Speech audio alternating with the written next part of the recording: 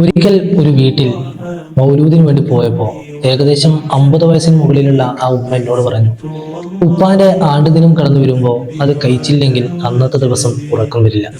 എന്താണ്? വാപ്പ മരിച്ചിട്ട് വർഷങ്ങളായിട്ടും ആ ഉപ്പാക്ക് വേണ്ടി നന്മ ചെയ്യുന്ന ഈ മകളെ കിട്ടിയ മാതാപിതാക്കൾ എത്ര സൗഭാഗ്യരാണ്. നമ്മളൊക്കെ നമ്മുടെ വീട്ടിലേക്ക് കടന്നു ചെല്ലുമ്പോൾ ഉമ്മ, ഉപ്പ എന്നൊക്കെ നീട്ടി വിളിക്കുമ്പോൾ വിളി കേൾക്കാൻ ആളുണ്ടാകുന്നത് എത്ര ആശ്വാസകരമാണല്ലേ.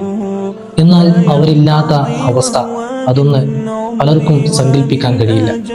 കാരണം വീട്ടിലുള്ള നമ്മുടെ എന്താവശ്യങ്ങളും കണ്ടറിഞ്ഞ് ചെയ്തു തരുന്ന ഉമ്മയും, കടം വാങ്ങിയിട്ടാണെങ്കിലും എന്ത് നല്ല ആവശ്യങ്ങളും തീർത്തു തരുന്ന ഉപ്പയും നമ്മുടെ അമൂല്യ രത്നങ്ങളാണ്.